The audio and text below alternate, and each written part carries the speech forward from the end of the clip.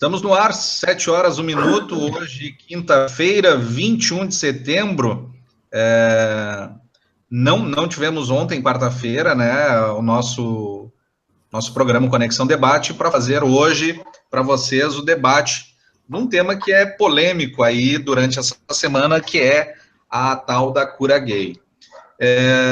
Como sempre, conosco, Rafael Marconi e René Keller, e eu vou pedir a vocês dois que gentilmente se apresentem aí o pessoal, porque sempre tem alguém novo nos assistindo, então é interessante que saibam com quem eles estão falando. Pode ser o René primeiro. Então tá, boa noite a todos e todas, sou o René Keller. Em tese eu represento o lado da esquerda, né, e é bem possível que essa seja a minha visão esperada para o programa. Minha contribuição, embora minha formação seja na área do direito, minha contribuição tem lá, digamos assim, elementos de academicismo, né, buscando fazer uma reflexão dentro das áreas do estudo, do direito, do serviço social. E é basicamente isso. Boa noite a todos e todas.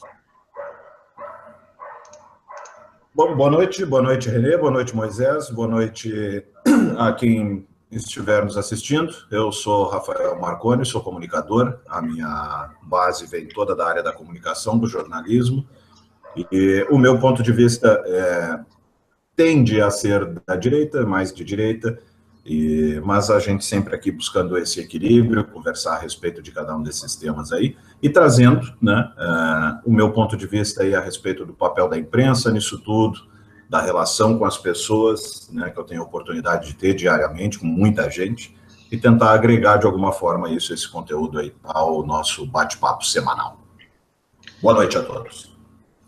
E eu quero também registrar aqui que um dos nossos telespectadores, o nosso Heraldo Jacques, ele pediu para a gente fazer uma conversa aqui, e a gente vai se comprometer em estudar o assunto, até porque não é um assunto que, por exemplo, eu domino.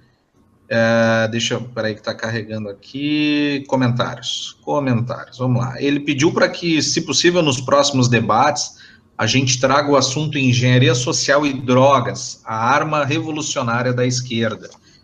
Então, vamos, tu acha que rende alguma coisa de esse assunto, René? Olha, é possível que sim, né? Agora, associar drogas à esquerda é no mínimo curioso, né? A maior parte dos traficantes, não sei se seriam de esquerda, não, hein? Nem sei se é uma defesa da esquerda, não sei, que as pessoas consumam drogas livremente, sabe? Não sei. Provavelmente a gente vai achar alguma coisa relacionada com Colômbia e as Farc, né?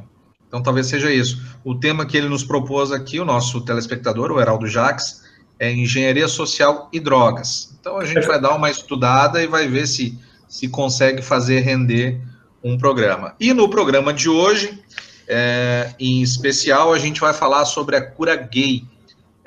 Essa decisão aí liminar que foi dada por um juiz no Distrito Federal e que gerou uma polêmica aí, muitos veículos de comunicação, as redes sociais falando muito sobre o assunto, inclusive o próprio Facebook se manifestou corporativamente em relação ao tema aqui no Brasil, criaram aqueles negocinhos das molduras do perfil, falando sobre o tema, e nós tentamos trazer aqui as pessoas envolvidas no assunto, não conseguimos. Existe a possibilidade de um psicólogo entrar na conversa aqui durante o programa conosco, ele que defende que aquilo tudo foi um absurdo, mas ao mesmo tempo que a gente não conseguiu trazer os proponentes dessa lide aqui para conversar conosco nessa noite, eu consegui uma nota de esclarecimento feita pela doutora Rosângela Justino, ela que é psicóloga e é uma das partes que entrou com o pedido de nulidade daquela convenção ali do Conselho Federal de Psicologia. Eu vou começar lendo a nota dela, até porque foi um pedido dela, quando ela me respondeu o e-mail, que a gente lesse, e aí depois a gente desossa esse assunto aqui ao longo da conversa. Convido a todos que tiverem dúvidas, que quiserem dar opiniões também. Ali, hoje eu vou monitorar mais de perto a área de bate-papo ali do nosso canal, então vocês vão poder interagir conosco. Brasília, Distrito Federal, 20 de setembro de 2017. Os psicólogos autores da ação popular, aí ela dá o número todinho ali, do TRF1 do Distrito Federal, vem a público esclarecer que tem por objetivo suspender e anular a resolução 001/1999 do Conselho Federal de Psicologia, a qual estabeleceu normas de atuação para psicólogos em relação à orientação sexual, por ela ferir o patrimônio público, a liberdade científica, o livre exercício da profissão e do direito do consumidor. O juiz de direito federal, doutor Valdemar Cláudio de Carvalho, concedeu parcialmente a solicitação do grupo de psicólogos para que o Conselho Federal de Psicologia não impeça e não puna os profissionais que atenderem pacientes em sofrimento por orientação sexual egodistônica. Uma vez que a referida resolução afronta os dispositivos constitucionais, causando prejuízos aos direitos individuais e coletivos em razão do freio que ela impôs ao desenvolvimento científico, por ser este um patrimônio público protegido pelo Estado. O advogado do grupo de psicólogos, Leonardo Loyola Cavalcante, já peticionou junto à OAB Nacional e do Distrito Federal para que venham intervir no sentido de que essa instituição cumpra a sua missão institucional, segundo o artigo 44 da Lei 8.906 de 1994, para resguardar a liberdade científica, o livre exercício da profissão, o direito do consumidor e a preservação do patrimônio público. Medidas judiciais serão tomadas quanto à disseminação de informações distorcidas contrárias aos intentos dos profissionais que moveram tal ação e ao que está contida na liminar do magistrado da 14ª Vara Federal, diante da descontextualização do que foi requerido e deferido. Também serão tomadas medidas judiciais no que diz respeito à ofensa à moral e à dignidade dos autores da ação popular. Esta, então, foi a nota à imprensa enviada para mim pela doutora Rosângela Justino, uma das partes ingressantes dessa ação contra o Conselho Federal de Psicologia, e eu gostaria agora de convidar os colegas Rafael Marconi e René Keller para trazerem as suas percepções sobre tudo isso que aconteceu em relação à cura gay. Vamos lá, Rafael, pode começar por ti. Ok. 3 coisas, então, me chamam a atenção ouvindo essa nota. O termo cura gay cai por terra, né? A gente sabe que isso foi um eufemismo utilizado aí, que é parte do roteiro todo para divulgação de imprensa, chama atenção, ganha clique, tudo bem. Porque, pelo que eu entendi, e aí eu posso estar equivocado no meu entendimento, não se trata em momento algum da questão de curar um gay. O termo cura gay não me parece, né, servir para isso. Num outro momento, me chama muito a atenção o cuidado já, inclusive deixando claro que medidas judiciais serão tomadas com qualquer sinal de distorção da informação que está sendo solicitada ali. Né? Então, parece que, de alguma forma, já se sabia que ia se distorcer, né, que parte da imprensa, ou seja lá o que for, grupos, movimentos, já iriam, de alguma forma, distorcer para, de certo, em algum momento, deturpar o que a real liminar pretendia dizer. E, em segundo momento, o quanto ela é dúbia, o texto todo é dúbio, deixa muita brecha, e uma das principais brechas é a possibilidade de justamente os maus profissionais venderem o conceito de cura. Abre um espaço perigosíssimo para charlatanice. Né? E aí eu estou automaticamente fechado com o grupo de psicólogos, né, o conselho que lá em 99, junto lá com a Organização Mundial da Saúde, proibiu isso. Por outro lado, eu tendo a ser mais tolerante com o conceito científico mesmo em torno do caso, sabe? Da possibilidade de que não a tentativa de mudar a orientação sexual de alguém, mas de ter um profissional ao lado, né? Um bom profissional que vai tomar o cuidado de, em momento algum, querer vender o conceito de cura gay, mas oferecer o seu trabalho, né, aquilo tudo que ele se qualificou ao longo da sua graduação, para que de alguma forma possa oferecer um acompanhamento, sei lá, um auxílio psicológico, né, para esse cidadão que deliberadamente se dispõe a procurar o trabalho de um psicólogo. Por quê? Porque, assim, eu não quero me estender muito nesse primeiro momento, mas me lembrou muito a questão da reforma trabalhista.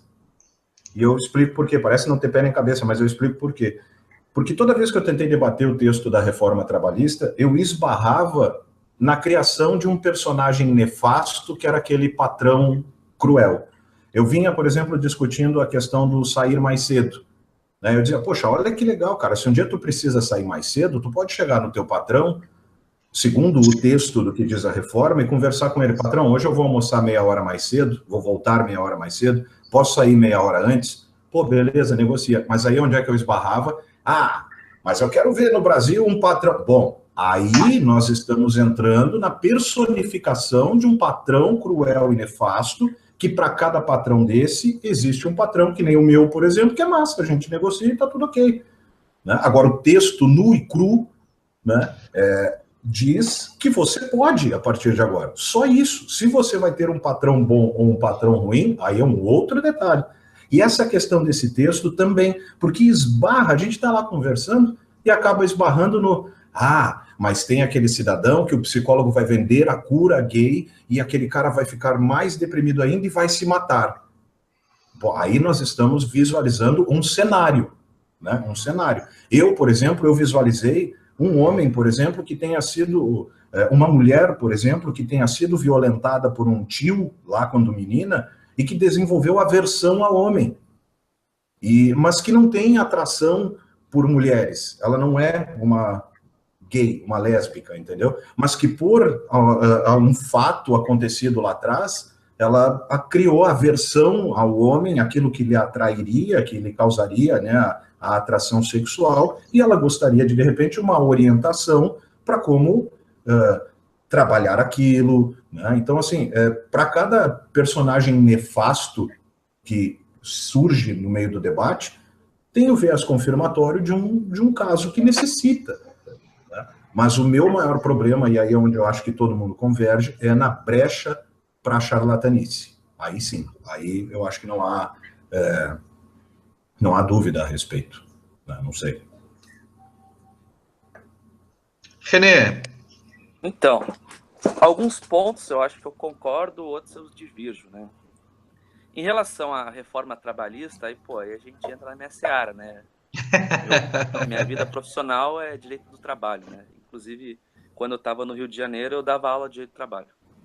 Então, eu sou radicalmente contra o que se chama de reforma, né? Mas por outros motivos que eu não vou adentrar aqui, senão a gente vai fugir do escopo, né? Vamos fazer um programa sobre isso, então. Que vespeiro que eu fui me meter, hein? Que exemplo que eu fui citar, né? Com tanto exemplo para dar, eu fui logo no trabalhista. Então, eu acho que o teu exemplo foi mais polêmico do que a tua fala em si, né? Meu Deus. O exemplo eu discordo mais do que o conteúdo, né? A cura gay tá mais tranquila. Eu acho que sim.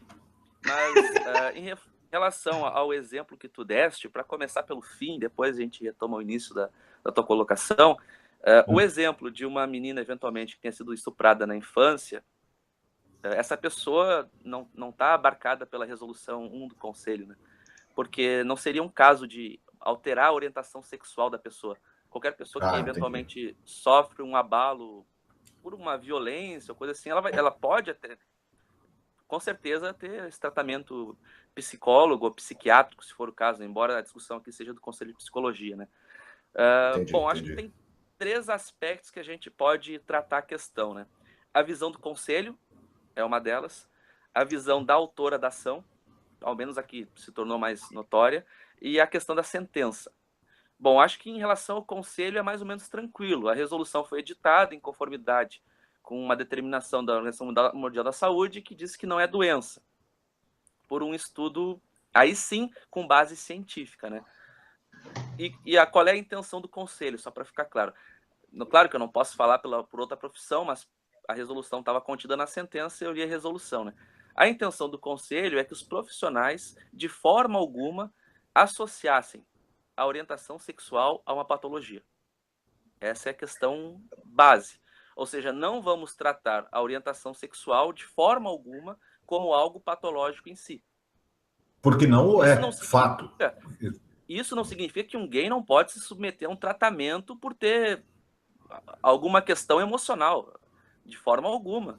A questão é que não se pode associar a sua condição subjetiva de ser uma pessoa que é homossexual a um tratamento que eventualmente possa conduzir a uma reorientação. E aí que a gente entra no pedido da autora, que é a segunda parte da questão. No seu pedido, que está contida na decisão liminar, flagrantemente ela quer a anulação da resolução. Ela utilizou como argumento, e aí é muito mais retórico, ela utilizou como argumento retórico a liberdade científica e a vedação de censura com base na Constituição.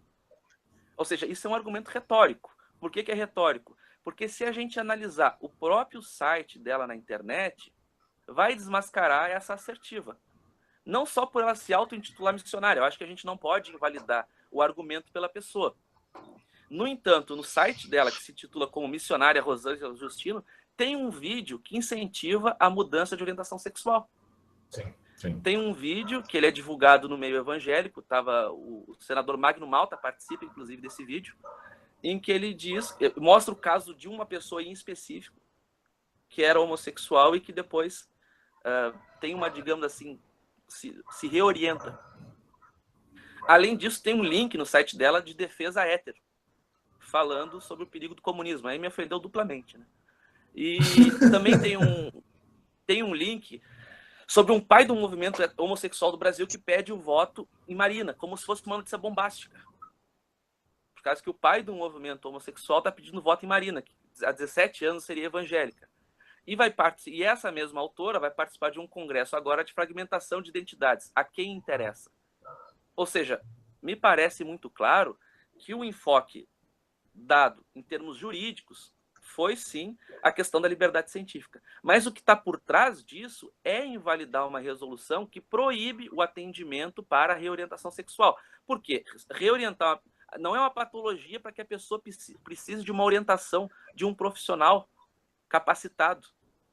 E aí a sentença entra numa grande contradição, ao menos eu vejo dessa forma, porque o objetivo da ação era suspender os efeitos. Só que o juiz não suspende os efeitos. Ele diz que deve ser dada uma outra interpretação.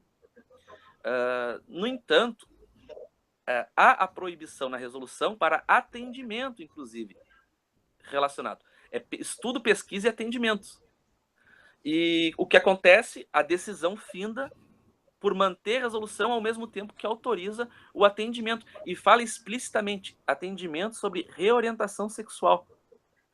Mas se não é uma patologia, e essa pergunta eu aí coloco para vocês, se não é uma patologia, não é uma doença, por que um psicólogo estaria autorizado a reorientar alguém sexualmente?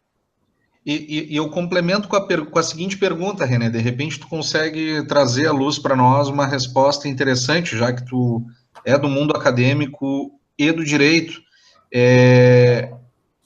Não seria a intenção do juiz permitir o estudo e a pesquisa tão somente do ponto de vista de vamos lá, vamos estudar, vamos testar e vamos ver se tem resultado, vamos usar a metodologia científica para validar, como, por exemplo, assim, conseguimos num grupo, sei lá, de 100 mil homens gays de 30 a 50 anos, nós conseguimos reverter, sei lá, 0,3%. Sabe, fazer um estudo nesse sentido. Então, como é que entende isso? Sabe onde é que eu me permito comparar, e aí eu posso estar errado, eu pergunto para vocês dois, se não é o mesmo caso levado para outro conselho da fosfoetanolamina e do canabidiol. Sim. Que em algum momento também, sabe, não, vamos ter que permitir, por mais que não funcione, por mais que não tenha dado nenhum resultado específico, mas veja bem, eu não acho que seja o mesmo caso. Eu estou mesmo, de verdade, colocando uma dúvida que eu fiquei ao longo dessa semana, se não seria para o mesmo caso. Assim. E aí, onde eu entendo o conselho, que é no seguinte, enquanto isso, teve cara já vendendo em seus consultórios a cura, com, eu tenho a pílula do não sei o quê, e aí esse cara tem que ser caçado, isso tem que ser proibido severamente. Imagina um pai de um adolescente que chega, por exemplo, para os seus pais e diz, pai, mãe, sou gay, e aí o pai surta, e aí tem um amigo que é psicólogo e que já diz, não, cara, isso aí, eu cobro R$450 a sessão, 2 sessões por semana, durante 2 anos sabe, isso aí eu até diria que é enriquecimento ilícito. Eu concordo, né? Para mim é crime, eu não sei qual, mas eu vejo como crime. Então, mas vocês não acham que a decisão dá vazão não só para a abertura do charlatanismo, que eu acho que a questão central nem é tanto o charlatanismo, mas a imposição de um modelo de família e de sexualidade como um padrão dominante. Ou seja, tu não reconhecer a diferença mesmo. Por que um homossexual tem que ser tratado para se reorientar e um heterossexual não? Acho que está muito impregnado ainda na consciência popular ou na consciência social dominante de que há uma escolha efetiva. Sim. E eu não estou falando da sexualidade como um dado sociocultural. Eu acho que a pessoa pode, de fato, escolher experimentação sexual. Eu acho que isso é possível. A questão não é essa. Me parece que há também um dado biológico ao lado de um dado cultural. Sim. Ou seja, uma coisa são aquelas pessoas que, de fato, nascem com uma orientação homossexual, assim como há pessoas que nascem com uma orientação heterossexual. Há uma distinção flagrante. Só que há uma tendência a imaginar que o homossexual não é aquele que nasce assim. Não sei se vocês têm a mesma impressão que eu. Mas sabe, o que muita gente acaba se confundindo, porque se pegar os últimos anos, a gente aprendeu que todo esse conceito de gênero e sexualidade é uma construção social, que de alguma forma, lá, então, né? Uma parte é, mas é que isso aí aí vamos lá, vamos falar um pouco. Mas veja bem, eu concordo contigo, eu acho que não tem como tu ir contra. Até no debate passado, eu ainda citei um caso que eu tenho na minha família, eu ainda disse, cara, nada vai impedir, não existe um caso no universo que confirme a tese de que a ciência vai mudar a orientação de um homossexual ou de um hétero. Mas por que teria que mudar? Não sei. Essa questão é mais atrás. Mas aí é que tá. Teria que mudar, entendeu? Por isso é que eu acho que... a pessoa não pode ser quem ela quer ser. Imagina, eu acho tão absurdo já. Vou usar um argumento ultraliberal, né? O que está acontecendo é que o Estado, ou seja, porque é uma decisão judicial, está intervindo na possibilidade de atuação de profissionais para mudar a orientação sexual, ao invés de permitir, de liberar, de ser livre, as pessoas terem a sua orientação sexual e poderem ser felizes com a decisão delas. Agora, a questão é que existe um modelo de família bem determinado, que seria o homem e uma mulher, e ele é constituído como a base da sociedade. E se entende que a conduta homossexual é uma conduta desviante. É uma conduta que está fragmentando a família, que está fragmentando os próprios valores sociais. Essa é a questão que está por trás. Não, nesse ponto eu concordo contigo. A única coisa que eu discordo é o conceito de tem que mudar, né? Porque eu acho que foi esse até o cuidado com o texto da liminar, com a questão da desinformação. Parece agora que, ao ser autorizado isso, abrem-se calabouços dizendo gays, venham para cá, nós vamos lhe curar. E não, quando na verdade vai quem deliberadamente optar por, sei lá, eu não estou me aceitando, me entendendo assim, e que gostaria de seguir esta porcaria deste padrão tradicional que inventaram, que determinaram aí. Mas para quem quer? Eu imagino que para cada 10 homossexuais, um vai procurar. Não, mas então, a resposta não é o psicólogo que pode dar, porque não é uma patologia. Sim, não, eu concordo. Não como doença, mas não tratar como doença. Sexualidade, sabe? Eu estou insatisfeito. Ok, mas não vai procurar um psicólogo, porque a função do psicólogo não é promover uma reorientação sexual. Ok, mas não é uma doença. E eu também não gosto desse termo, eu até não gosto da questão do estar entre parênteses no texto da liminar. Tu tem ali a reorientação e o está entre parênteses. sabe? Ou seja, tudo parece um texto de joguinho de videogame, sabe? Que tu tem que pegar uma informação daqui, unir com outro dado de lá, aí saber separar que, bom, tem esse caso que para esse cidadão vai ser legal, mas temos que pensar num bem maior, né? Para cada caso que vai fazer bem, é preciso lembrar que alguém vai vender o conceito, e aí é mal profissional, a culpa até nem é do conceito de orientar ou reorientar, mas do mal profissional que vai, de alguma forma, se aproveitar disso e vender para alguém. E esse alguém, ao não conseguir resultado, pode acabar piorando a sua condição psicológica, e muito provavelmente piore, por se achar ainda mais derrotado, porque, poxa, eu procurei uma orientação e mesmo assim não consegui. Porque não vai conseguir. Não há o que vá mudar essa orientação. Eu quero dar as boas-vindas ao doutor Ivo Jung, que acabou de juntar-se a nós aí na conversa, ele que é psicólogo e atua na área, se não me falha a memória, na cidade de Santa Maria, aqui no Rio Grande do Sul. Ivo, isso você mesmo. Pode nos ouvir? Posso ouvir, sim. Vocês conseguem me ouvir também? Estamos te ouvindo bem. Maravilha. Conosco aqui, doutor Ivo, está o Rafael Marconi, jornalista e apresentador na Rádio Pampa, aqui em Porto Alegre, e o René Keller, advogado, mestre em... Em que mesmo que tu é mestre, René? Direito mesmo. É mestre em Direito e está fazendo 2 doutorados em Antropologia e Sociologia. Esse programa, doutor Ivo, até para o senhor saber, ele acontece uma vez por semana e a gente sempre traz aqui os temas mais polêmicos da semana, toda quarta-feira, excepcionalmente hoje, quinta, e nessa semana a gente está discutindo a cura gay, e nós temos um amigo em comum que me marcou numa publicação que o senhor fez hoje no Facebook, se manifestando contra, e esse programa é justamente um espaço que a gente abre para a apresentação do contraditório, né, para a gente debater ideias, né, não debater ideologias. Sim, então a gente gostaria que o senhor falasse um pouco sobre o seu texto, falasse um pouco sobre essa decisão que foi dada lá em Brasília por esse juiz, sobre esse tema tão polêmico aí, que é a tal da cura gay. Claro. Então, como no próprio texto que eu fiz, eu imagino que eu dei uma procuradinha no corpo da decisão judicial e, pelo que eu lembro, eles não usam a expressão cura gay, certo?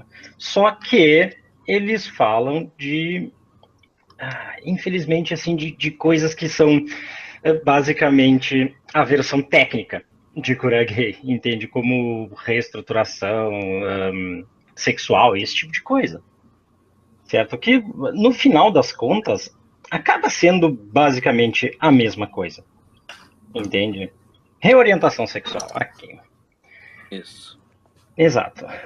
O problema, na minha opinião, é o seguinte: a maneira com que a coisa toda foi feita, como no texto esse que eu disse, o juiz em questão, ele aparentemente não consultou nenhum profissional da área, porque a psicologia já trata questões de sexualidade há muito tempo. Ela basicamente foi criada para tratar isso inicialmente, entende? Então, na minha opinião, foi uma enorme chuva no molhado sobre coisas, né, atuações de psicólogos que já eram feitas, como orientação sexual, né, resolver problemas de relacionamento e esse tipo de coisa, e se acrescentou aquela parte extremamente perigosa da reorientação sexual. Doutor Ivo, se, por exemplo, eu for ao seu consultório, enfim, me torne um paciente do Dr. Ivo Jung, e nas consultas, por exemplo, eu comece a falar sobre a minha sexualidade, eu comece a trazer para o senhor a minha aflição enquanto um heteronormal, um cara que então até os... Vamos lá, vamos supor que daqui eu comece a gostar de homens. Sim. E isso começa a me incomodar. Então, no momento que eu vou procurar o seu serviço lá no seu consultório, eu começo a conversar isso aí com o senhor. E o senhor teria, assim, sem esse movimento desse juiz, claro, antes liminar, o senhor teria como conduzir comigo essa minha migração da heterossexualidade para homossexualidade ou não? Ou o E senhor agora seria vem a punido coisa, por isso? e agora vem a parte interessante. Quantos anos o senhor tem? Eu, hoje, 36, digamos que fosse agora. Descobri que eu gosto de homem. Exato, entende? Assim, ó, com 35, 36 anos de idade, não ia ser uma coisa de agora. Poderia estar Certo. guardadinho lá, mas esse Certo. desejo, ele começa a aparecer muito cedo, porque é uma questão biológica, entende? Dificilmente eu vou, por exemplo, acordar hoje um dia e dizer, me interesso por, sei lá, bundas peludas hoje. Não vai acontecer, entende? Certo. Essas coisas, elas não são uma transferência, não é como se a pessoa migrasse de um lado para o outro. Ela Doutor basicamente... Ivo, o senhor me permite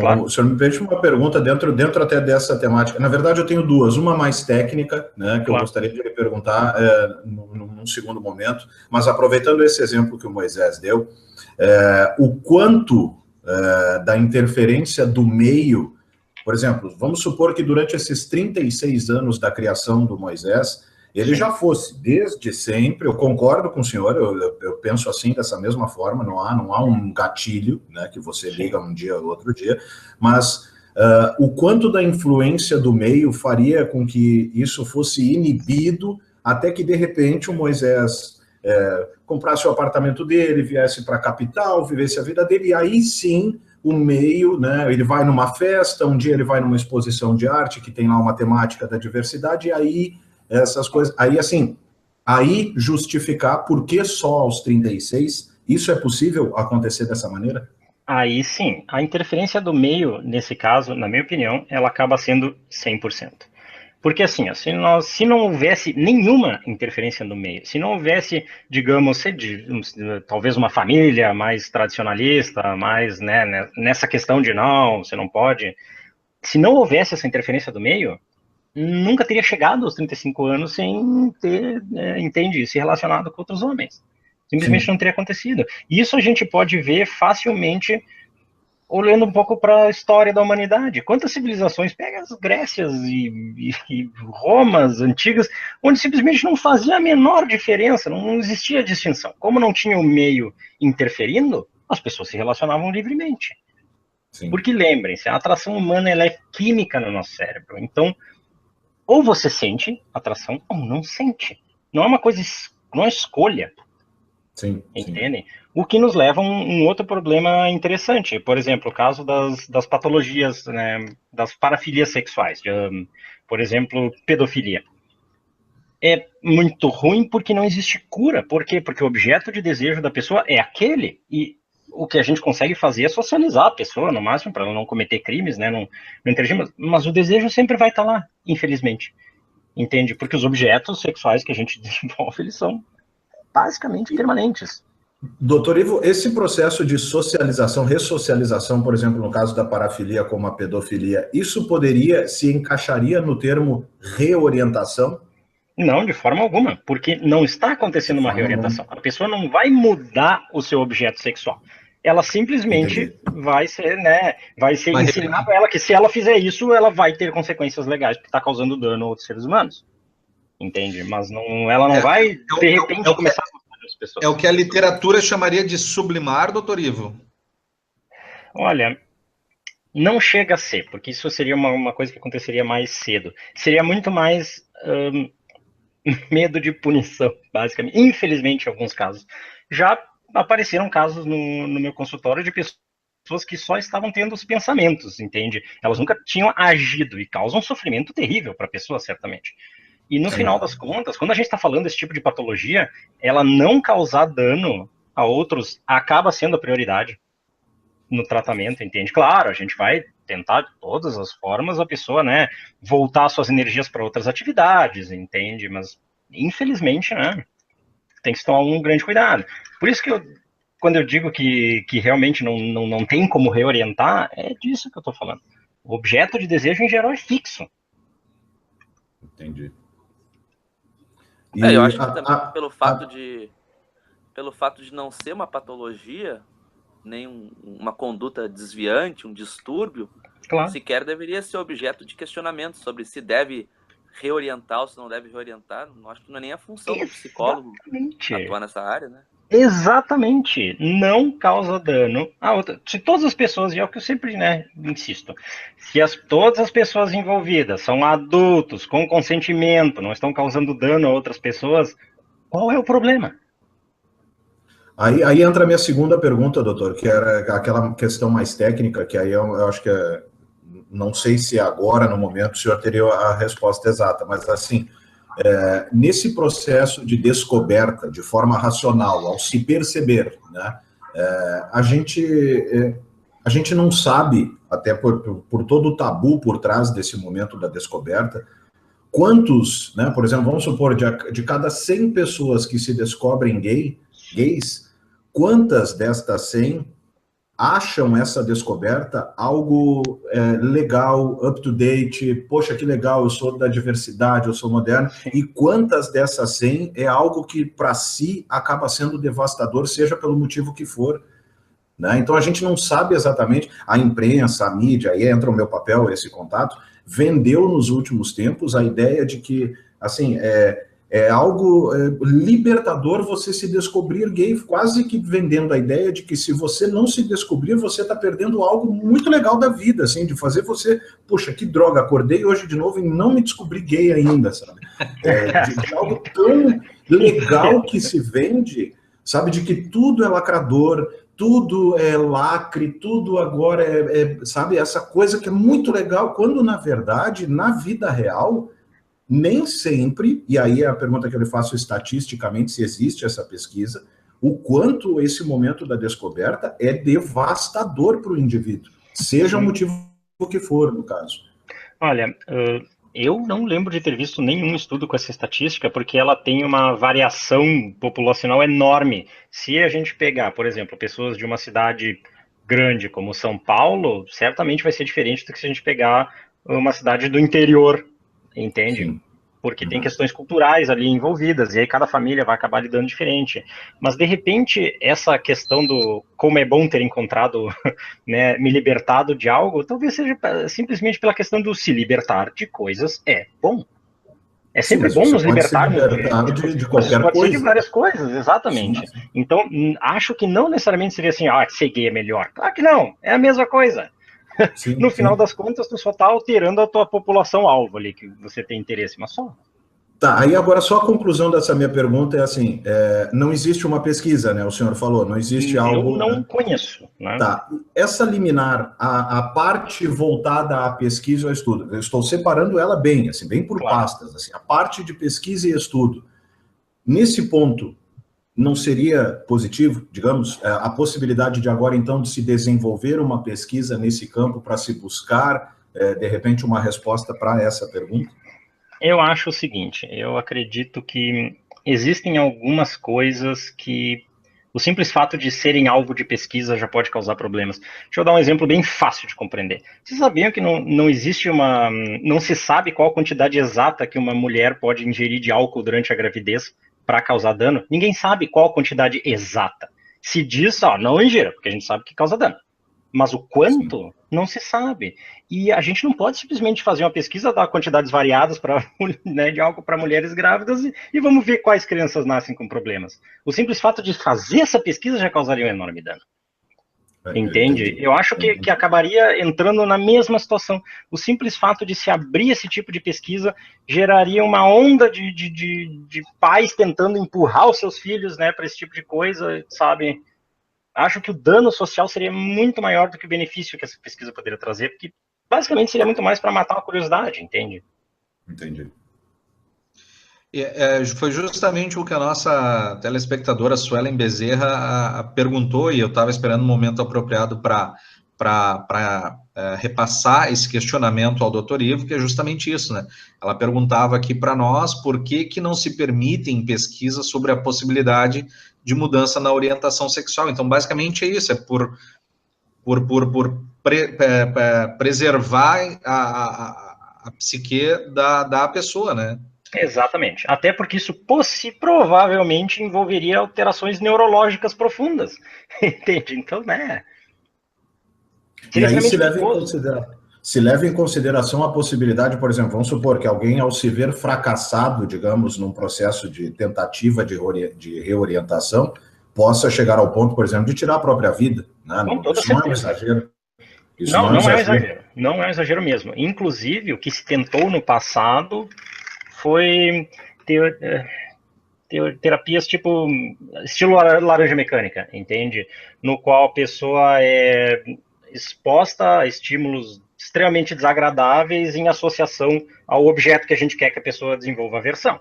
Então, no caso, né, do tratamento para reorientação sexual, tu basicamente tortura a pessoa física e psicologicamente enquanto tu mostra imagens disso. Tudo que tu consegue com isso é traumatizar horrivelmente a pessoa, entende? Ela vai continuar tendo aquele desejo, só que agora vai estar associado a sensações horríveis.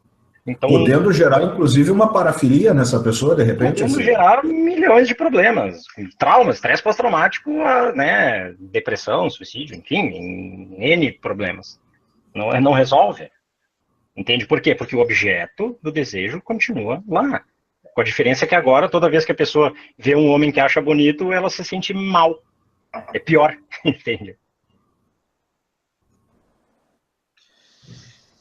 Então, a construção dessa tese desses psicólogos, ela é vazia por si só, porque clinicamente, né, na relação paciente-médico, nós podemos conversar disso abertamente e até, de repente, pela experiência e pela prática profissional do médico, ele trazer situações que encaminhem, vamos dizer assim, para uma situação melhor, algo mais confortante. Exato.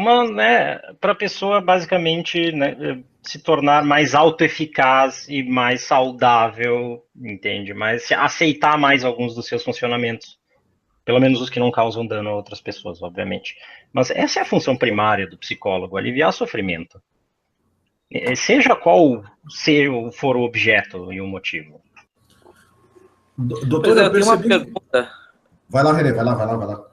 Então, a gente tem um movimento recente, e aí talvez aí até seja o ponto de divergência que eu tenho em relação ao Rafael, porque eu não enxergo o que se chama de ideologia de gênero como algo negativo, né? Sim. É até curioso, porque o termo ideologia, no seu sentido pejorativo, foi inaugurado na tradição sociológica por Marx, associar a ideologia como algo negativo. Claro. Assim como o falsamento da realidade. Na verdade, eu também não acho negativo, eu só acho que tá demais. Eu só acho que assim, todo mundo já entendeu o que é legal, assim, tá massa. Não, mas assim, então, eu acho que enquanto de fato existiu preconceito, eu acho importante a promoção da diversidade. E o discurso que está por trás da ideologia de gênero é como se estivesse exacerbando uma discussão como se fosse algo consolidado. Talvez, para a nossa visão, a gente entenda com maior naturalidade, mas a gente não pode também pensar a sociedade como um todo a partir da visão individual. Por exemplo, nós temos casos em Porto Alegre de um bar na Cidade Baixa que frequentadores gays foram expulsos, outros apanharam, ao ponto de existir um aplicativo para dizer quais são os bares que aceitam, que não aceitam pessoas do mesmo sexo convivendo de forma harmônica. Há uma segregação espacial na cidade, e eu posso falar isso especificamente de Porto Alegre. Então, a pergunta que eu queria fazer é se este movimento que há, digamos assim, de falar que a ideologia de gênero é algo negativo, não corrobora para que as pessoas não se sintam à vontade com a sua sexualidade e procurem espaços de convívios alternativos. Olha, eu acredito que para que qualquer mudança possa acontecer, deve-se normalizar as coisas. Quando eu digo normalizar, isso tem que se tornar tão comum que as pessoas param de espernear sobre. Nós já vimos várias coisas, né, várias mudanças sociais passando por essa fase, só que, infelizmente, para encontrar um balanço, sempre acaba acontecendo uma coisa meio 880. Vocês lembram, né, da época do Woodstock lá? Repressão, agora todo mundo pode fazer qualquer coisa, e aí, eventualmente, a gente encontra equilíbrio, entende? Então, eu acredito que seja natural as pessoas reagirem mais fortemente no momento inicial da mudança, para que, eventualmente, se encontre, né, um balanço. Mas não com uma questão de ser positivo ou negativo. Eu acho que isso seria muito mais baseado de caso a caso. sabe? E vão ter alguns casos que vai ser positivo, outros que vai ser negativo. É muito difícil julgar o todo. O todo envolve muita gente, muitos lugares diferentes, com culturas diferentes. Entendi. Mas é que eu acho complicado, porque a gente parte do princípio de que o ato de um grupo de imbecis defina que exista, na verdade, um movimento de caça às bruxas, sabe? Eu enxergo... ontem, enquanto eu estava buscando material para isso tudo, cara, eu vi um vídeo final de 70, início de 80, uma reportagem de rua, de enquetes, assim, de um jornal de TV, que perguntava sobre a questão do homossexual. Cara, era assustador as respostas, assim, de tem que matar mesmo, sabe? Era um troço assustador, sabe? Assim, e eu concordo com o doutor essa coisa de que a gente tem que bater até que se torne, né, até que deu. A gente viu isso acontecer. O caso mais clássico, talvez, é com a senhora Rose, nos Estados Unidos, que era negra, as negros tinham que levantar no ônibus para os brancos sentarem, até o dia em que ela disse, não vou levantar. E ali se criou o caos todo e uma coisa mudou, entendeu? Eu também acho que alguns movimentos têm que ser um pouco goela abaixo, né, para situações especiais, medidas especiais. Mas o que eu acho é que, às vezes, a próprio grito tem que cuidar para não virar o fio. Claro, para não perder a mão, sabe? E pegando o gancho do que o Rafael Marconi está trazendo para a conversa, eu aproveito para perguntar para o doutor Ivo o seguinte: na sua experiência, na sua trajetória profissional, o que o senhor entende que foi um motivador dessa processo público aqui que foi feito, dessa ação pública que foi feito por esses psicólogos contra o Conselho Federal? O que motivou eles, no seu entendimento, que motivou eles a tomarem essa atitude? Olha, eu não conheço essas pessoas. É muito difícil eu dizer isso. Eu posso assumir algumas coisas. Eu assumo que ignorância possa ter sido um dos motivadores, porque, infelizmente, nós estamos num mundo onde algumas opiniões que antes poderiam ficar muito bem guardadas acabam surgindo. Por exemplo, aquelas pessoas, vamos chamá-las de pessoas que acreditam que a Terra é chata. Que a Terra não é redonda. Entende? Chata a Terra é. Chata no sentido de boring. Não, chata ela pode não ser plana, mas chata eu vou concordar que ela tá. Justo, faltam zumbis, alienígenas e robôs gigantes para ela ser muito mais interessante. Mas enfim. Enfim, a questão é, a internet acaba muitas vezes, sabe, potencializando alguns movimentos que, assim, me desculpa, isso ou a pessoa é ignorante ou ela é extremamente estúpida. Me desculpem as pessoas que acreditam que a Terra não é redonda, mas, né? Então, eu acredito que tenha tido uma boa dose de ignorância desses profissionais. Claro que nós não podemos esquecer que alguns profissionais, independente de qualquer área, não conseguem desligar a sua moralidade não profissional, entende? Pode ser que tenha algumas pessoas extremamente religiosas ali, da mesma maneira que existe uma bancada evangélica, que, na minha opinião, uma abominação, deveria ser banida, porque não é Estado laico, não preciso nem entrar nesse...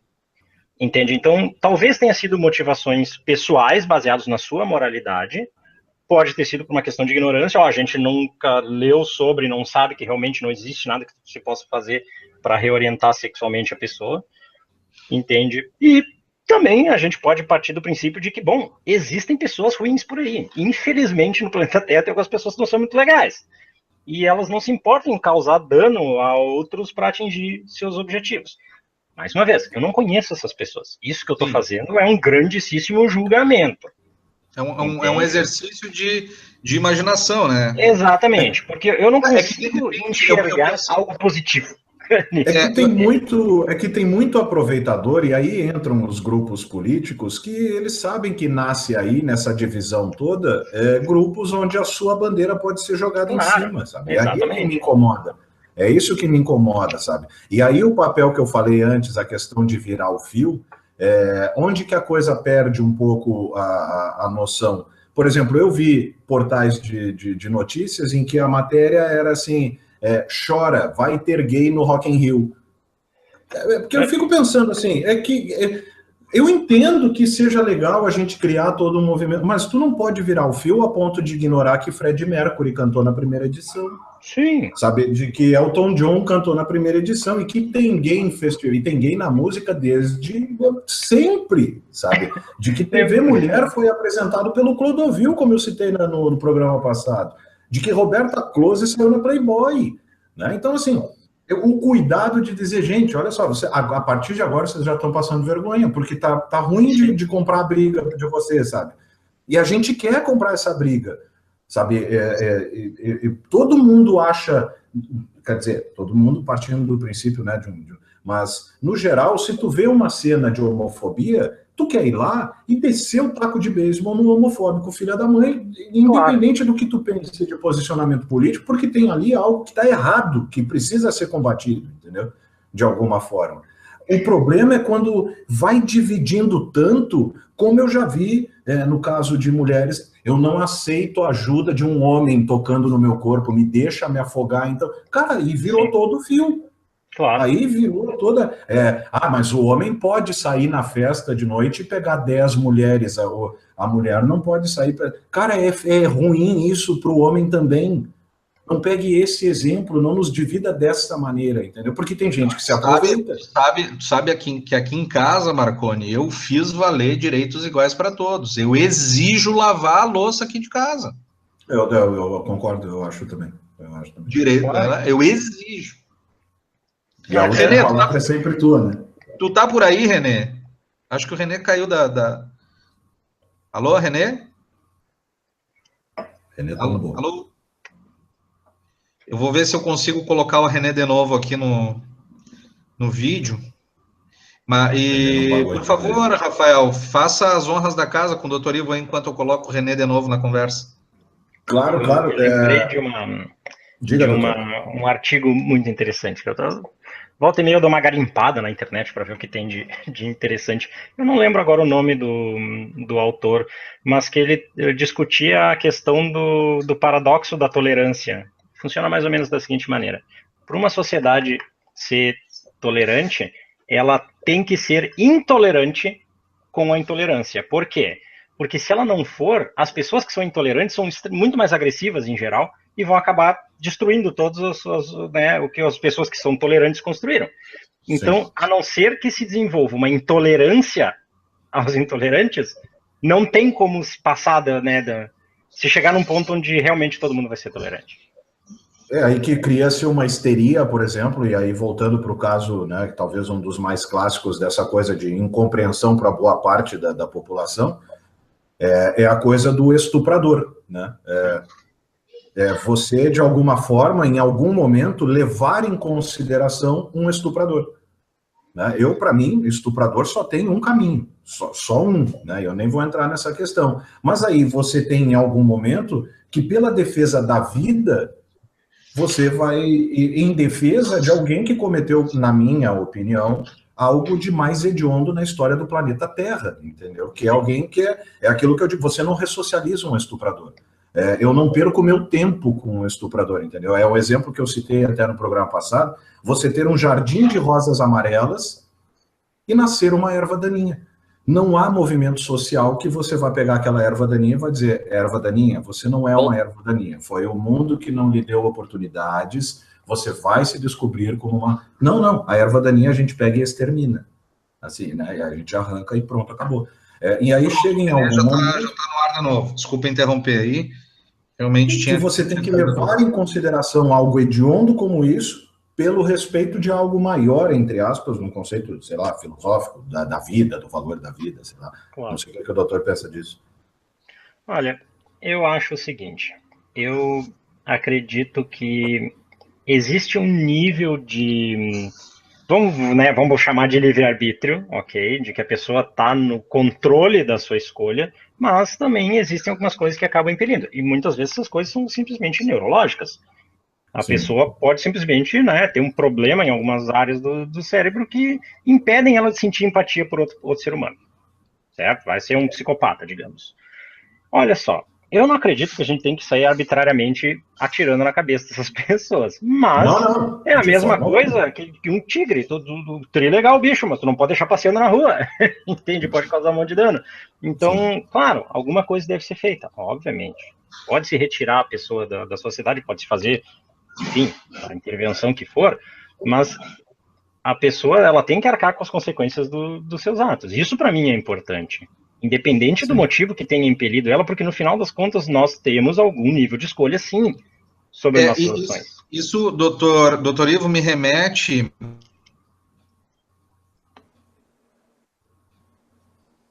Travou. Não, agora travou o Moisés. Agora só para colocar o René a par ali, o René que está chegando agora, a gente estava falando sobre essa questão até um pouco do livre-arbítrio, a gente até estendeu para algumas questões aí de decisões próprias a serem tomadas, porque o doutor trouxe um caso muito interessante aí do paradoxo, né, da tolerância contra os intolerantes, né, da intolerância contra a intolerância, é isso? Me expressei certo, doutor? Exatamente. Então, assim, sobre como para uma sociedade funcionar, em algum momento a gente vai ter que ser intolerante com algumas coisas que não podem ser aceitas dentro de um... Mas aí, doutor, quem é que define isso? Quem é que define qual é a intolerância que deve ser combatida? Olha só, eu não tenho a resposta para isso. Eu acredito, claro, né, eu acredito que tem que se partir do mesmo princípio ético que rege qualquer profissão. O princípio do não causar mal para os outros, fazer o máximo de bem e o mínimo de dano e o mínimo de mal. Entende? Mas isso é totalmente subjetivo, né? Essas máximas universalizáveis, na verdade, elas são muito mais ideais do que materiais, né? Claro, porque, na verdade, buscar um ponto de vista em comum, em termos de teoria social, é praticamente impossível. Acontece que, historicamente, a gente tem processos de libertação. E há um processo de libertação em curso em relação à sexualidade. E sempre quando há um movimento de libertação em determinada pauta, é normal que setores conservadores vão reagir. Então, eu não sei, acho que a questão não é a gente firmar um abstrato ideal de uma noção de bem, uma noção de bom, de justo, de certo, de errado. A questão é a gente compreender que existe um movimento dialético na sociedade de atores sociais, de subjetividades que se sentem em condições de inferioridade ou que, de fato, são subalternizadas socialmente. Por exemplo, o gay não poder demonstrar o mesmo afeto que um casal hétero demonstra, flagrantemente há uma disparidade. Claro. E se passa, a partir dessa compreensão que há uma disparidade, a promover processos sociais de inclusão, para que as pessoas compreendam que essa prática deve ser naturalizada. E esse processo social está em curso. É difícil a gente, acho que, firmar em termos abstratos o que é certo e o que é errado. Mas como a Rafael mesmo falaste, na década de 70 possivelmente tinham que matar. A gente não esquece o caso do Oscar Wilde, por exemplo. Ele foi preso. Claro. Preso por um processo judicial. Ou seja, não é porque a ordem emana do Estado também que vai ser legítima. Agora, a reação de intolerância em relação à intolerância, a nossa ditadura militar tem vários exemplos. Por exemplo, a guerrilha armada comunista que se insurgiu contra a ditadura, ela não existia pré-ditadura militar. A gente tinha um regime democrático frágil, é verdade, mas a gente não tinha disseminado o Brasil afora grupos armados de esquerda, por exemplo. Claro. Isso só foi surgir com o cerceamento das liberdades.